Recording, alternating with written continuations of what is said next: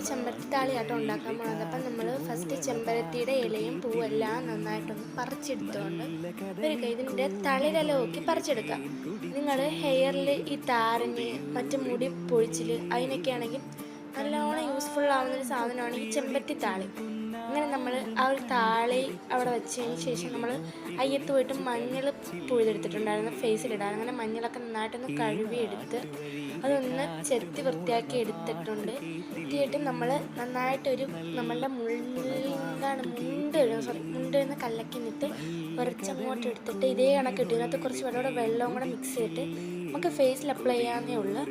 എന്നിട്ട് നിങ്ങളിതൊരു ഉണങ്ങി കഴിഞ്ഞൊരു 15 മിനിറ്റ് നമുക്ക് വെച്ചുകൊണ്ടിരുന്നിട്ട് നമുക്കത് കഴുകിക്കളയുന്നുള്ളൂ. പക്ഷേ ഇതിനൊരു മഞ്ഞക്കറ പോകാൻ ഭയങ്കര കഷ്ടപ്പാട്. അപ്പോൾ നമ്മൾ ടിഷ്യൂ വെച്ചിട്ട് ഒന്ന് ഫേസൊക്കെ ഒന്ന് തുടച്ചെടുക്കുക. എന്നിട്ട് നമ്മൾ ചെമ്പരത്തി അരിഞ്ഞ് വെച്ച ചെമ്പരത്തിയൊക്കെ നമ്മൾ മിക്സിയിലോട്ട് എടുത്തിടുന്നുണ്ട്. എന്നിട്ട് നമ്മൾ ഈ കറ്റാർവാഴയുടെ മഞ്ഞ കളറ് പോകാനായിട്ട് കുനിച്ച് നിർത്തി വെച്ചിട്ടുണ്ടായിരുന്നു. അത് പോയതിനു ശേഷം നമ്മൾ ഇതും എല്ലാം കൂടി ഇട്ട് വെള്ളമോടെ മിക്സ് ചെയ്ത് നമ്മൾ അടിക്കുന്നുണ്ട്.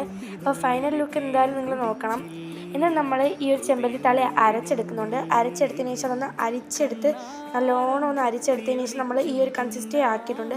ആ ഒരു കൺസിസ്റ്റൻസിയാണ് നമുക്ക് ഹെയറിൽ തേക്കാൻ. നമ്മളിങ്ങനെ ഒന്ന് ഹെയർ നല്ലോണം ഒന്ന് അപ്ലൈ ചെയ്ത് കൊടുക്കുക. അപ്പോൾ ഫൈനൽ ലുക്ക് ഇതാണ്. നല്ല ക്ലീനായ സ്മൂത്തി ആയിട്ട് ഇളക്കും. ബൈ. ഇഷ്ടപ്പെട്ട ലൈക്ക് അടിക്കണേ.